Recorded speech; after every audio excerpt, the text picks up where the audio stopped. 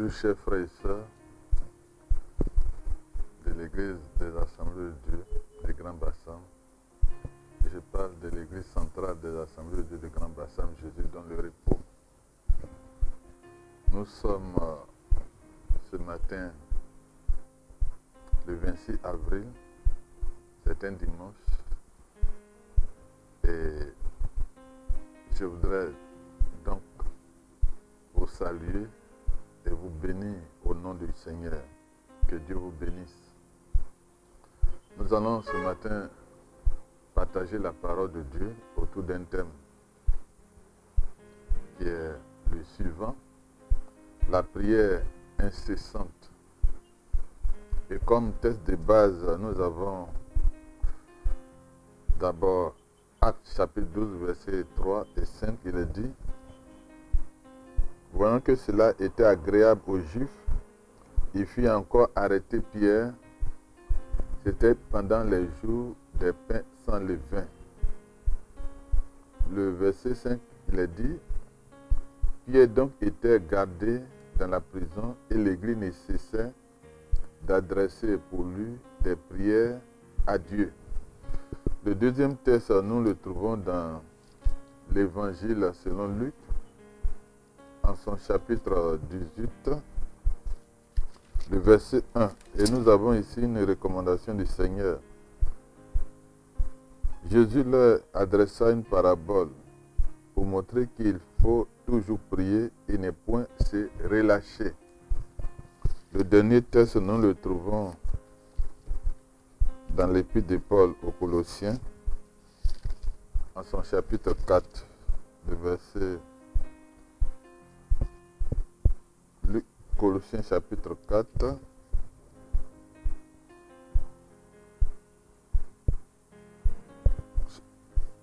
Colossiens chapitre 4, le verset 2. Il est écrit ceci: persévérez dans la prière, veillez-y avec action de grâce.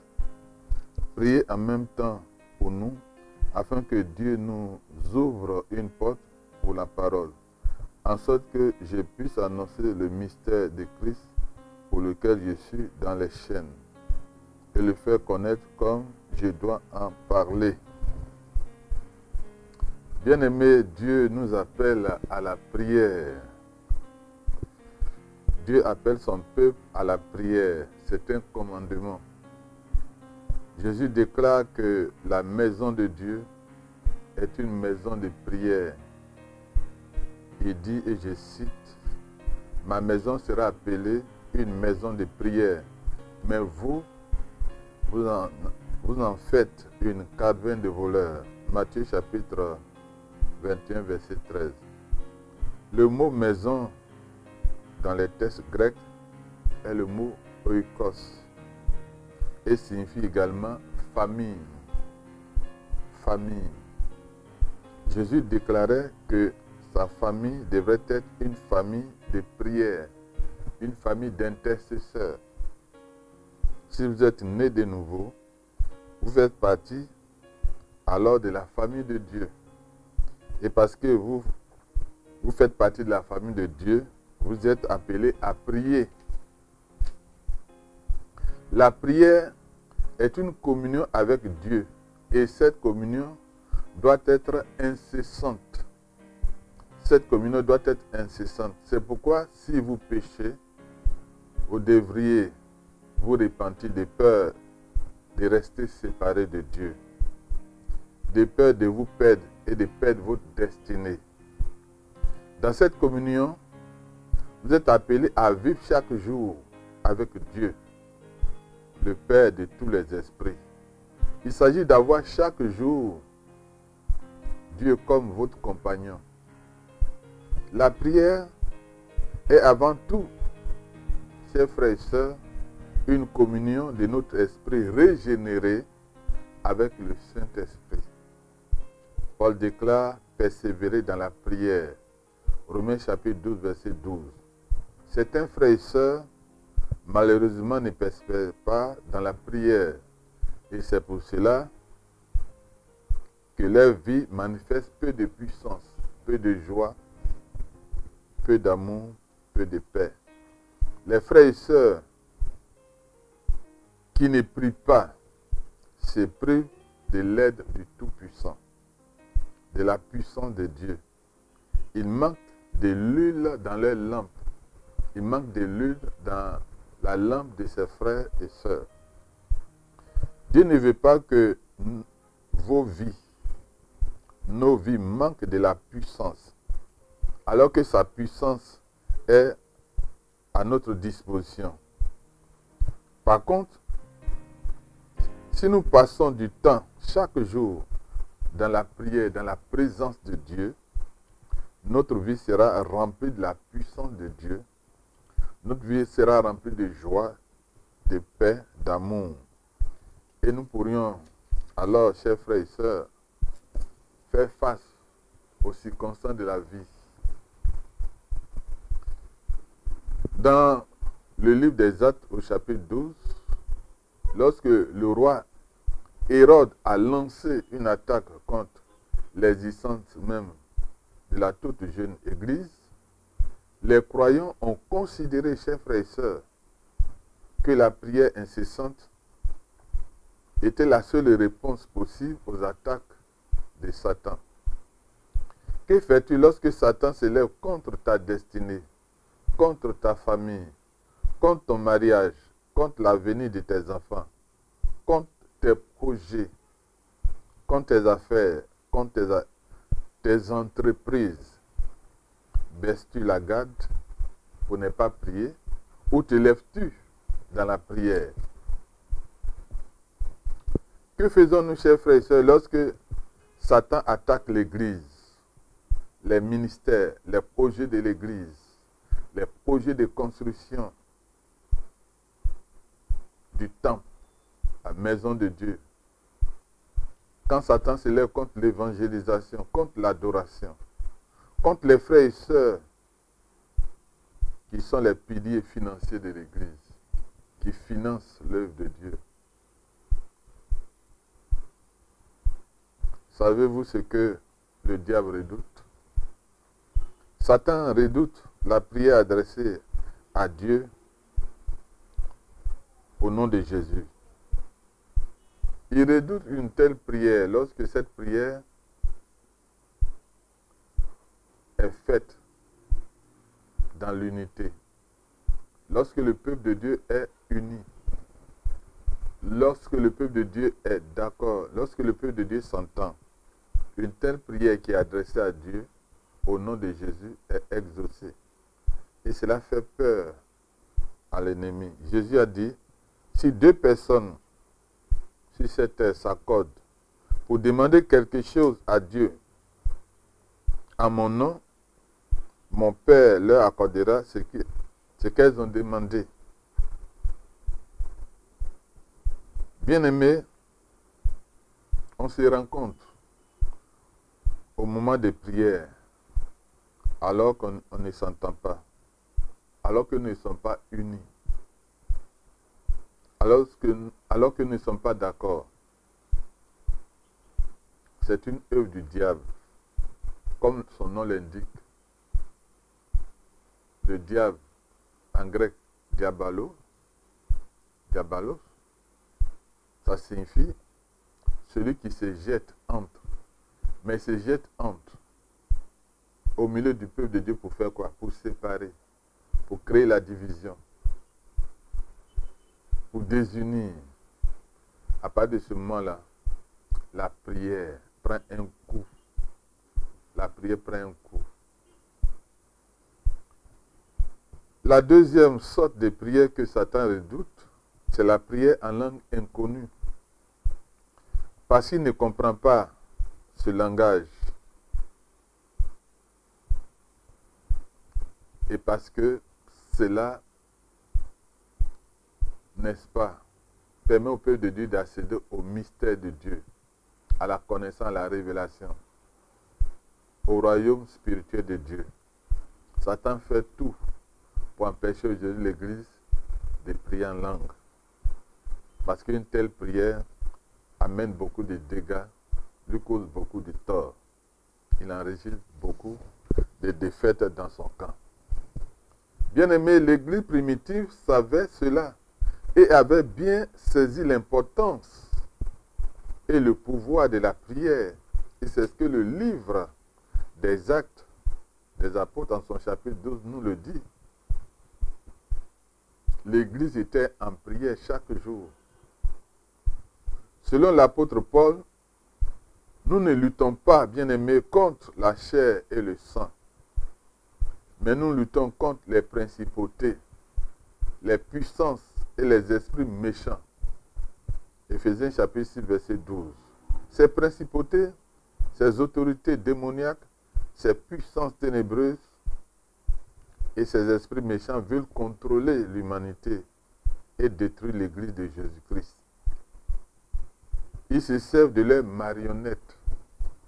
Les marionnettes, ce sont des êtres humains. Pour chercher à contrôler notre monde, pour détruire l'Église du Seigneur Jésus-Christ. Hérode était donc une marionnette entre les mains du diable. Mais bien au contraire, celui qui contrôle notre monde aujourd'hui, ce ne sont pas ces marionnettes, mais c'est le Seigneur qui contrôle le monde. Ce n'est pas le diable qui contrôle le monde, c'est le Seigneur qui contrôle le monde. Et personne ne contrôle le Seigneur. Personne ne peut contrôler le Seigneur. Personne ne peut contrôler le Seigneur. Dans Actes chapitre 12, c'est Satan qui tirait les ficelles et Hérode était sa marionnette. Il s'agissait d'une attaque calculée et planifiée par Satan dans le but de détruire l'Église. Dans le but de détruire l'Église. 3 noms sont mentionnés dans le chapitre 12 du livre des Actes. Le nom de Pierre est mentionné, Jacques et Jean. Rien n'est écrit dans la parole de Dieu par accident. Chaque mot a son sens. Chaque nom a son sens et servent un but et ont un sens. Pourquoi ces noms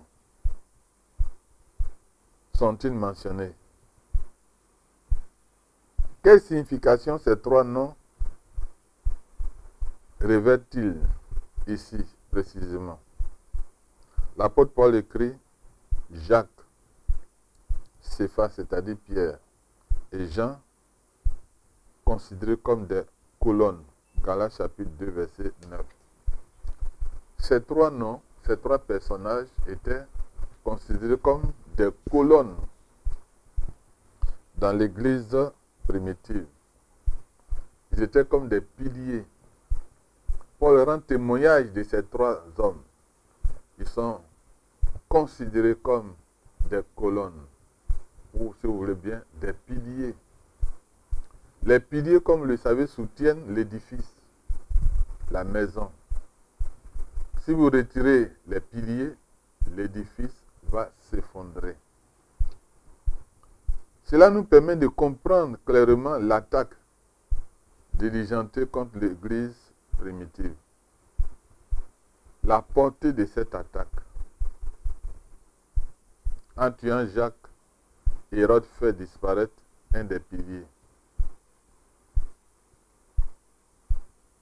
En cherchant à faire mourir Pierre, il tente de faire disparaître un autre pilier. C'est pour cela que, chers frères et sœurs, nous devrons prier les uns pour les autres. Nous devrons prier pour les hommes de Dieu, pour les femmes de Dieu, pour les époux des pasteurs. Nous devrons prier pour les anciens, les diacres et les diaconesses qui sont au front. Ce sont des piliers dans les églises locales. Nous devrons prier pour les frères et sœurs qui soutiennent l'œuvre d'une manière ou d'une autre. Surtout les frères et sœurs qui soutiennent financièrement l'œuvre. Ce sont des piliers. Et toutes ces personnes-là subissent des attaques de la part de l'ennemi. Nous devrons prier. Satan cherche, bien aimé, à détruire les familles dans les églises, les couples, les foyers, les ministères, les enfants, nos enfants, les frères et sœurs, qui sont engagés dans l'œuvre, qui portent l'œuvre de Dieu à cœur. Que fais-tu quand l'église est attaquée? Que fais-tu quand ta famille, tes enfants, ton mariage, tes projets sont attaqués? Que fais-tu quand les frères et sœurs qui soutiennent l'œuvre sont attaqués? Que fais-tu lorsque les anciens, les diacres, les diaconesses sont attaqués? Leurs foyers sont attaqués. Leurs entreprises sont attaquées. Satan cherchait à détruire l'église. Il avait un plan derrière la tête. Détruire l'existence de l'église en suivant une stratégie pour parvenir à ses fins. Satan se disait en lui-même, enlevez les piliers et je détruis l'église. Enlevez les piliers et je détruis l'église. Enlevez les pasteurs, enlevez les anciens, enlevez les diacres, les diaconesses, enlevez ceux qui soutiennent l'œuvre. Dans la prière, par les jeunes, la prière. Enlevez ceux qui soutiennent l'œuvre financièrement. Et Satan va détruire l'église. Regardons ensemble la façon dont l'église a répondu à l'attaque de Satan. Pierre était donc gardé dans la prison sans relâche. La prière montait de l'église vers Dieu pour lui. Actes chapitre 12, verset 5. Grâce à sa prière persévérante, l'église a mis fin à la mission du diable et à ses assauts répétés. L'église n'a pas prié un seul jour, 2 jours, 3 jours. L'église a persévéré. L'église a persévéré. La prière a élevé un mur de défense contre les attaques de l'ennemi. Prier ici signifie quoi? Ici, prier signifie mener une intervention. Ça signifie intervenir. Alors, que veut dire intervenir? L'intervention, c'est quoi au juste? C'est le fait de s'interposer de façon à prévenir ou à changer le résultat ou l'enchaînement des événements. Changer les résultats, changer l'enchaînement des événements. C'est le fait d'entrer de plein pied pour arrêter une attaque imminente. C'est pourquoi, chers frères et sœurs, ne baissons pas nos gardes. Levons-nous dans la prière comme un seul homme. La prière, bien-aimée, est une intervention divine. C'est ce qui est arrivé lorsque l'Église a prié de façon incessante. Dieu s'est interposé. Il a arrêté l'attaque et il a changé le cours des événements. Que fais-tu lorsque ta vie est attaquée? Lorsque ton ministère est attaqué, lorsque ton mariage est attaqué, lorsque l'église est attaquée? Veux-tu voir Dieu s'interposer pour arrêter l'attaque et changer le cours des événements? C'est ce que l'église a eu à faire. Lorsque nous lisons Actes chapitre 12, versets 20 à 24, c'est vraiment extraordinaire ce que Dieu a fait, chers frères et sœurs. Lorsque nous lisons ce passage, Actes chapitre 12, versets 20 à 24, il est dit ceci: Hérode avait des dispositions hostiles à l'égard des Tyriens et des Sidoniens, mais il vint le trouver d'un commun accord. Et après avoir gagné Blast, son chambellan, il sollicitait la paix parce que leur pays tirait sa subsistance de celui du roi. Verset 21. À un jour fixé, Hérode, revêtu de ses habits royaux et assis sur son trône, les enragua publiquement. Le peuple s'écria, voix d'un Dieu et non d'un homme. Au même instant, chers frères et sœurs, un ange du Seigneur le frappa parce qu'il n'a pas donné gloire à Dieu. Et il expira rongé de vers. Cependant, la parole de Dieu se répandait de plus en plus et le nombre des disciples augmentait. Gloire à Dieu. Un ange du Seigneur a frappé Hérode et il est mort, rongé par les vers. La parole de Dieu a continué de se répandre et le nombre des disciples a continué de s'augmenter. C'est ce que la prière fait. La prière qui est adressée à Dieu, lorsque le peuple de Dieu est uni, lorsque le peuple de Dieu est en accord, est d'accord, Dieu intervient. Mais bien avant cela, nous pouvons le lire. Toujours dans le chapitre 12, le verset 7, nous pouvons lire ceci. Et voici un ange du Seigneur survint et une lumière brilla dans la prison. L'ange réveilla Pierre en le frappant au côté et en disant, lève-toi promptement. Les chaînes tombèrent de ses mains. Alléluia. Et l'ange lui dit, mets ta ceinture et tes sandales. Et il fit ainsi. L'ange lui dit encore, enveloppe-toi de ton manteau et suis-moi. Pierre sortit et le suivit, ne sachant pas que ce qui se faisait par l'ange fut réel, et s'imaginant avoir une vision.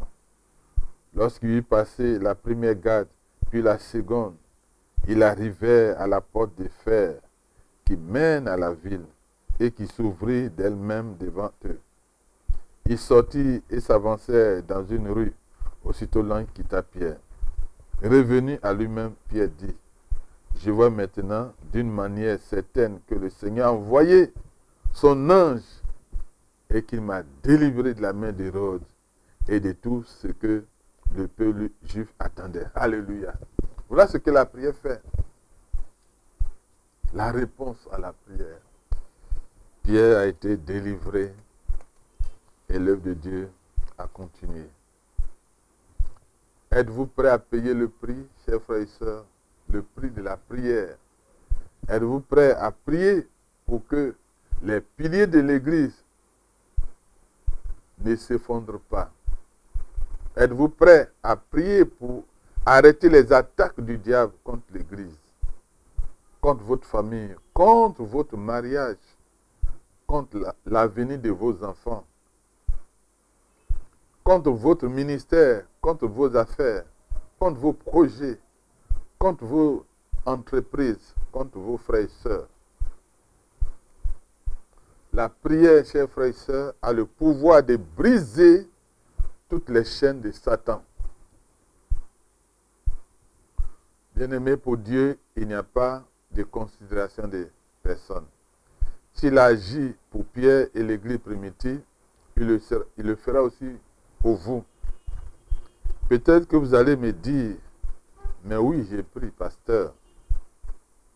Mais quelle est la preuve que vous priez? Quelle est la preuve que vous priez? Jésus a dit, ce n'est pas à force de prière que Dieu va vous exaucer. Dieu va vous exaucer.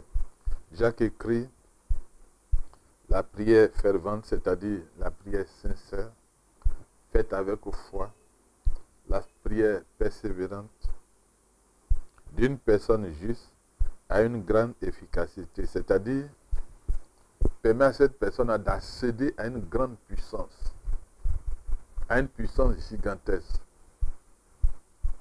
une puissance qui agit de façon dynamique. Jacques chapitre 5 verset 16. Si vous désirez bénéficier de cette puissance surnaturelle, chers frères et sœurs, il vous faudra développer véritablement une vie de prière. La vie de prière et avoir une grande onction vont ensemble. Si vous désirez une onction plus grande, il vous faudra développer une vie de prière constante. C'est ici que l'Église bat de l'aile. Voilà la faiblesse de l'Église d'aujourd'hui. Sans prière, l'Église ne sera plus qu'une rencontre entre amis, dépourvue de la présence de Dieu et de la puissance de Dieu. La puissance, l'onction que vous allez recevoir est le signe que vous priez. Est-ce que vous comprenez cela? Vous dites, pasteur, j'ai prié. Mais quelle est la puissance qui se dégage de votre vie? La paix, l'assurance, la joie. Si vous aspirez à un réveil de votre vie, de votre famille, vous devez prier. Si vous voulez vous élever contre les attaques de l'ennemi, vous devrez prier. Si vous voulez voir des signes, des miracles, vous devez prier. Si vous voulez voir des vies changer par des guérisons, des miracles et des délivrances, vous devrez prier. Vous devrez payer le prix de la prière. Si vous voulez voir les cieux ouverts sur votre vie, votre famille, votre ministère, vous devez prier. Si vous voulez voir la bénédiction, la prospérité, le succès venir sur vos enfants, vos affaires, vos projets, vous devez prier. Vous devrez payer le prix de la prière. Si vous devrez stopper les attaques de Satan contre votre vie, votre famille, vos enfants, votre ministère, vos affaires, vos entreprises, vos projets, vous devrez prier. Jésus a dit, j'ai reçu tout pouvoir dans le ciel et sur la terre. Et il nous a donné cela. Il a dit aux disciples, restez à Jérusalem jusqu'à ce que vous soyez revêtus de la puissance d'en haut. Vous recevez une puissance qui vient du Saint-Esprit. Si vous ne voyez aucune manifestation de puissance dans votre vie, alors cela veut dire que vous pensez prier, mais en réalité, vous faites semblant de prier. Vous pensez prier, mais en réalité, vous ne priez pas.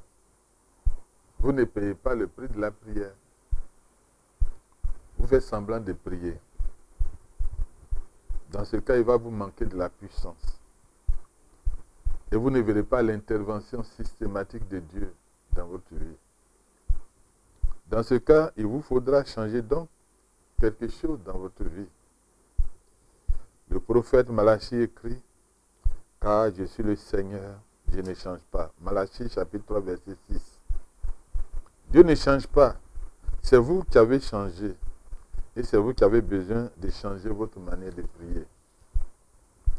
Je vais terminer pour dire ceci. Le manque de prière, malheureusement, est fréquent dans nos églises locales aujourd'hui. Et c'est ce qui explique le manque de puissance dans l'église, le manque de puissance dans le ministère, le manque de puissance dans nos vies individuelles. Cela a fait que certains sont allés jusqu'à penser que Satan a réussi finalement, jusqu'à un certain point, à faire disparaître la prière des églises locales. Les réunions de prière sont les moins fréquentées parce que le peuple de Dieu ne s'entend pas. Le peuple de Dieu ne s'entend pas. Le peuple de Dieu n'est pas uni. Le peuple de Dieu ne se présente pas et ne se précipite pas lorsqu'il s'agit de la prière. Pourtant, chers frères et sœurs, nous avons une merveilleuse promesse dans la parole de Dieu. Dans 2 Chroniques, chapitre 7, verset 14, il est dit, « Si mon peuple, sur qui est invoqué mon nom, Parce que vous êtes nés de nouveau. Vous faites partie de la famille de Dieu. Vous faites partie du peuple de Dieu. Et le nom du Seigneur est invoqué sur chacune et chacun.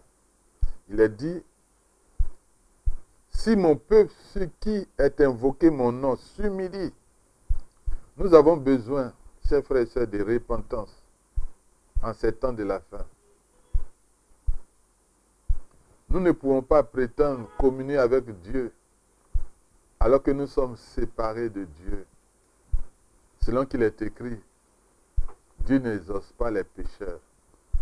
Si vous êtes dans une situation de péché, de rébellion, vous avez péché, il vous faut vous repentir pour que vous puissiez retrouver votre communion avec Dieu.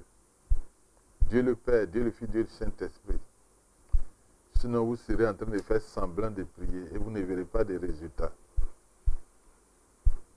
Il dit, si mon peuple sur qui est invoqué mon nom s'humilie, prie et recherche ma face, s'il revient de ses mauvaises voies, moi, je l'écouterai des cieux. Alléluia. Je lui pardonnerai son péché et je guérirai son peuple. Vous voyez la responsabilité de l'Église. Il ne dit pas, et je guérirai son peuple. Il dit, je guérirai son pays. Jésus a dit, nous sommes dans le monde, mais nous ne sommes pas du monde. L'Église est dans une nation, mais ne vit pas selon les lois de cette nation.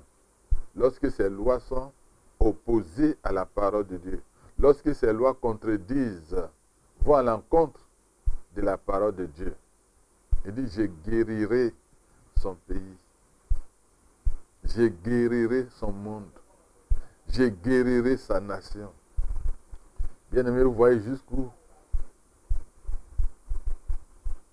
vous êtes responsables. Nous sommes responsables. Il a dit, je cherche un homme qui se met sur la brèche pour intercéder, pour ne pas que